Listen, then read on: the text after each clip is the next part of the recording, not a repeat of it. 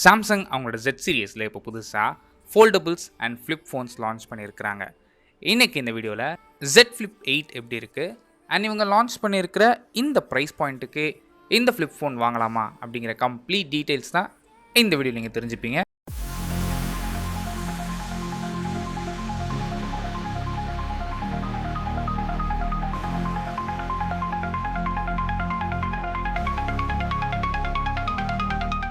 First நம்ம பார்க்குறது design பொறுத்த வரைக்கும் போன ஜென்ரேஷனான Z Flip 7க்கும் 8க்கும் பெரிய டிஃப்ரென்ஸ் இல்லை. ஷேப் எல்லாம் சிமிலராக தான் இருக்குது. சைடில் இருக்கிற அந்த கர்வ்ஸ் மட்டும் தான் கொஞ்சம் டிஃபர் ஆகுது. மற்றபடி அதே டிஸ்பிளே தான் இங்கேயும் யூஸ் பண்ணியிருக்கிறாங்க. இந்த ஃபோனோட சைஸுன்னு எடுத்துக்கிட்டிங்க அப்படின்னா உங்களுக்கு 6.9 இன்ச்சஸ்க்கான AMOLED டிஸ்பிளே யூஸ் பண்ணியிருக்கிறாங்க. இந்த AMOLED டிஸ்பிளேயோட ரெஃப்ரெஷ் ரேட் பொறுத்த வரைக்கும் உங்களுக்கு 120Hzக்கான ரெஃப்ரெஷ் ரேட்டும் அண்ட் ரெசல்யூஷன் பொறுத்த வரைக்கும் உங்களுக்கு Full HD Plus AMOLED display use பண்ணியிருக்கிறாங்க. அவுட்டர் டிஸ்பிளேன்னு எடுத்துக்கிட்டிங்க அப்படின்னா 4.1 இன்ச்சஸ்க்கான டிஸ்பிளே யூஸ் பண்ணியிருக்கிறாங்க. இந்த கவர் டிஸ்பிளேவும் பார்த்தீங்க அப்படின்னா கிட்டத்தட்ட சிமிலர் ஸ்பெசிஃபிகேஷன் தான். உங்களுக்கு 120Hzக்கான ரெஃப்ரெஷ் ரேட் சப்போர்ட் இருக்குது. இந்த கவர் ஸ்க்ரீனுக்கு வந்து உங்களுக்கு கார்னிங்கோட கொரில்லா கிளாஸ் Victus 2 ப்ரொடெக்ஷன் கொடுத்துருக்காங்க. அண்ட் இந்த டிஸ்பிளேல 16 மில்லியன் கலர்ஸ் மட்டும் தான் ப்ரொடியூஸ் பண்ண முடியும். கிட்டத்தட்ட 8-bit டிஸ்பிளே தான், 10-bit டிஸ்பிளே கிடையாது. அட்லீஸ்ட் இந்த ப்ரைஸ் ரேஞ்சில் 10-bit கொடுத்தா தான் பெட்டராக இருந்திருக்கும். பட் அவங்களோட அல்ட்ரா ஃப்ளாக்ஷிப் ஃபோன்லேயே இப்போது 10-bit கொடுக்கறது இல்லை. இந்த ஸ்பெசிஃபிகேஷன் பற்றி நீங்கள் என்ன நினைக்கிறீங்க அப்படிங்கிற தாட்ஸை கீழே கமெண்ட் பண்ணுங்கள். அண்ட் இந்த ஃபோனில் யூஸ் பண்ணிக்க ப்ராசஸரை பொறுத்த வரைக்கும் போன வருஷம் யூஸ் பண்ண அதே சாம்சங்கோட Exynos 2500 ப்ராசஸர் யூஸ் பண்ணியிருக்கிறாங்க. இந்த ப்ராசஸோட பர்ஃபார்மன்ஸ் எப்படி இருக்குன்னு கேட்டிங்கன்னா போன ஜென்ரேஷன் கூட கம்பேர் பண்ணும்போது இந்த கிளாக் ஸ்பீடை இப்போ இன்க்ரீஸ் பண்ணி கொடுத்துருக்காங்க. ஸோ பர்ஃபார்மன்ஸ் கொஞ்சம் பெட்டராக இருக்கும். ஃப்ளிப் ஃபோன் அப்படிங்கும்போது நிறைய பேர் யாரும் பெருசாக வந்து கேம்ஸோ இல்லை எதுவும் ப்ளே பண்ண போகிறதில்ல. மேக்ஸிமம் உங்களுக்கு மல்டிமீடியாவோ இல்லை அப்படின்னா காம்பேக்டாக இருக்கணும் அப்படிங்கிற நேரத்தில் இந்த ப்ராசஸர் போதுமானதாக இருக்கும். ஈவன் கேமிங்லாம் ப்ளே பண்ணுறீங்கனாலும் ஓரளவுக்கு பெட்டராக இருக்கும்.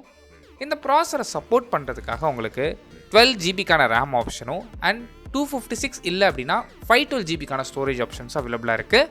அண்ட் அதுவே கேமரான்னு எடுத்துக்கிட்டிங்க அப்படின்னா இங்கே 50 மெகாபிக்சலுக்கான ப்ரைமரி ஷூட்டர் யூஸ் பண்ணியிருக்கிறாங்க. அண்ட் செகண்டரி சென்சார்னு எடுத்துக்கிட்டிங்கன்னா 12 மெகாபிக்சலுக்கான அல்ட்ரா வைட் கேமரா இருக்குது. அண்ட் ஃப்ரண்ட் ஃபேசிங் கேமரா பொறுத்த வரைக்கும் இந்த ஃபோனில் 10 மெகாபிக்சலுக்கான ஃப்ரண்ட் ஃபேசிங் கேமரா ஆப்ஷன் இருக்குது. இது வந்து இன்டர்னல் ஸ்க்ரீனில் தான் இருக்கும்.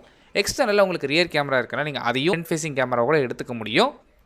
அண்ட் அது மட்டும் இல்லாமல் இந்த ஃபோனில் உங்களுக்கு அடிஷ்னலாக side mounted fingerprint sensor இருக்குது. IP ரேட்டிங்காக IP48க்கான dust and water resistant support கொடுத்துருக்குறாங்க. அண்ட் கூடவே Wi-Fi 7 இருக்குது, 5G சப்போர்ட் இருக்குது. அண்ட் ஆர்மர் அலுமினியம் ஃப்ரேமும் இங்கே கொடுத்துருக்குறாங்க. அண்ட் பேட்டரி பொறுத்த வரைக்கும் அதே 4300 mAh தான் பேட்டரி கொடுத்துருக்காங்க. பெருசாக எதுவும் கொடுக்கல. இதை சப்போர்ட் பண்ணுறதுக்கு 25 வாட்ஸ்க்கான வயர்டு ஃபாஸ்ட் சார்ஜிங்கும் 15 வாட்ஸ்க்கான வயர்லெஸ் சார்ஜிங் சப்போர்ட்டும் கொடுத்துருக்குறாங்க. அண்ட் சாஃப்ட்வேர் பொறுத்த வரைக்கும் இந்த ஃபோன் Android 16 ரன் ஆகுது. இதுக்கு மேலே சாம்சங்கோட ஓன் UIயான One UI வெர்ஷன் 9 இங்கே அப்ளை பண்ணியிருக்கிறாங்க. ப்ரைஸிங் பொறுத்த வரைக்கும் base variant 12GB RAM 256GB variant உங்களுக்கு 1,24,999க்கும் 12GB RAM 512GB வேரியண்ட் உங்களுக்கு 1,44,999க்கும் லான்ச் பண்ணியிருக்கிறாங்க. அண்ட் அடிஷனலாக உங்களுக்கு 5,000 rupees upgrade bonus, 4,000 rupees instant cashback கொடுத்துருக்குறாங்க. அண்ட் 30 monthsக்கான நோ காஸ்ட் EMI ஆப்ஷனும் இருக்குதுன்னு சொல்லியிருக்கிறாங்க.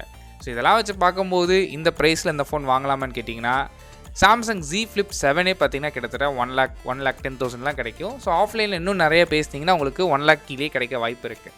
உங்களுக்கு ஒரு ஃப்ளிப் ஃபோன் தான் வேணும் அப்படின்னு நினச்சிங்கன்னா நீங்கள் Z7 Flip கூட வாங்கிக்கோங்க. பெரிய டிஃப்ரென்ஸ் எதுவுமே கிடையாது.